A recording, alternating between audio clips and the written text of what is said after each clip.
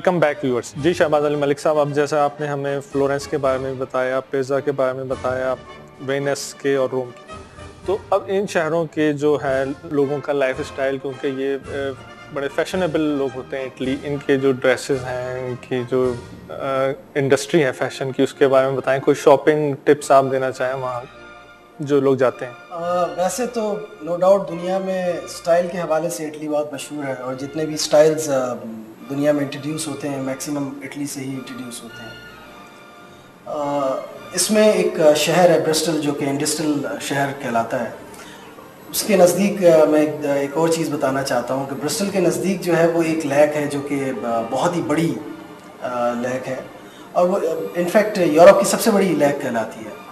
Miles per फैली हुई है वो लेक, और उसमें बाकायदा बड़ी बोट्स, बड़ी शिप्स चलती हैं, और हम भी उसमें हमने सफ़र किया है। बड़ा मज़ा आता है। लोग सर्फिंग कर रहे होते हैं वहाँ, फिशिंग कर रहे होते हैं।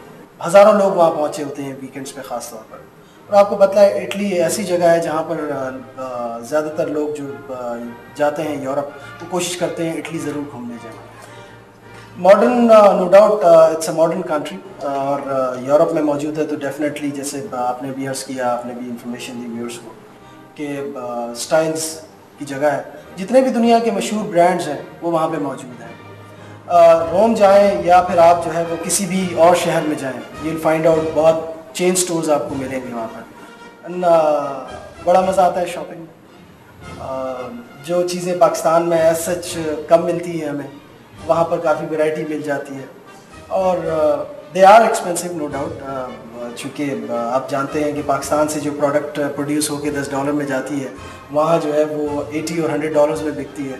तो डिपेंड करता है कौन क्या चीज़ ख़रीदना चाहता है, लेकिन मैं शर्ट ज़रूर ख़रीदता हूँ वहाँ से। शर्ट वही पहनी हुई है अभी आपने? जी, you are very right, I am wearing the same shirt. अच्छा चलें, ये शहबाज अली मलिक साहब, क्योंकि जैसे आप एक बिजनेस टूरिस्ट भी हैं, तो पाकिस्तान के और इटली के जो ट्रेड रिलेशंस हैं, या यहाँ से एक्सपोर्ट की क्या कैपेसिटी है, या क्या अपॉर्चुनिटीज़ हैं, किन एरियाज़ को यहाँ का बिजनेसमैन अगर एक्सप्लोर करे, या वहाँ से यहाँ कोई चीज़ इंपोर्ट हो, तो क्या आप बताना चाहेंगे?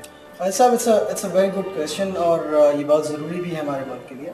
वैसे तो पाकिस्तान से मैक्सिमम होम टेक्सटाइल्स यूरोप जाती हैं, और उसमें बहुत सारी जगहों पर हमारा जो है वो वैल्यू एडिशन होकर जाती है। जैसे कि फैब्रिक यहाँ प्रोड्यूस होता है, तो उसको बेडशीट्स बनाकर, कर्टन्स बनाकर और बहुत सी चीज़ें बनाकर वहाँ पर भेज दिया जाता है।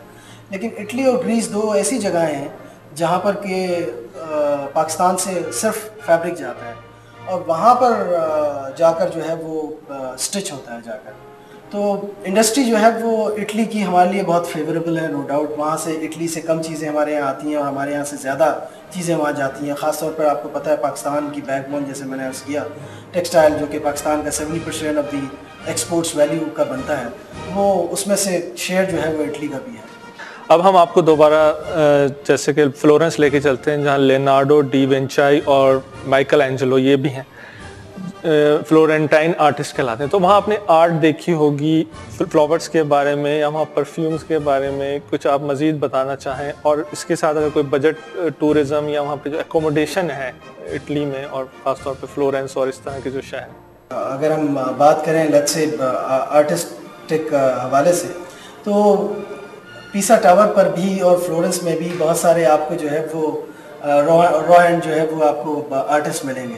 दिल be sitting on the chair, और आपको जो है वो 5 मिनट में आपका स्केच बनाकर आपको दे देते हैं। दे हार्डली चार्ज 10-20 यूरोस। अच्छा, ये आपने अच्छी बात की, अब वहाँ यूरोस चलते हैं, और यूरोस का राइट। पहले किसी ज़माने में लेट्स से जब ये यूरोपियन यूनियन में नहीं आया था इटली, तो उस वक्त लीरा चला करता था। अब लीरा से जो है वो कन्वर्ट होकर यूरो में आ, और यूरो का रेट भी बता दें, एक्सचेंज रेट व्यूअर्स के लिए। पाकिस्तान की मनी से जो यूरो का एक्सचेंज रेट है, वैसे तो वो फ्लोट करता रहता है, बट आजकल इट्स अराउंड 73 रुपीज़ है।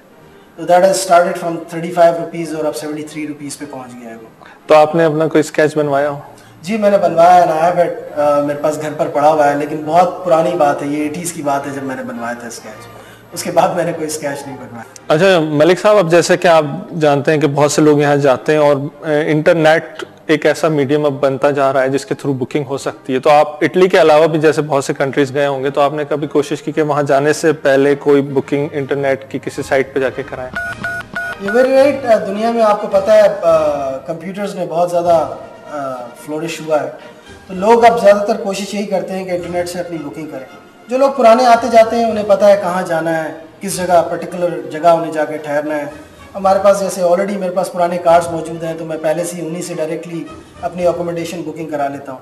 बट स्टिल पूरे यूरोप में ही कुछ इस तरह का समा है कि उन्होंने एक जगह बनाई हुई है जहाँ पर जाकर आप अकोमोडेशन के हवाले से जाएं और आप अपना बजट अगर उन्हें बताएं, तो उस बजट में रहते हुए आपको अकोमोडेशन फाइंड आउट करके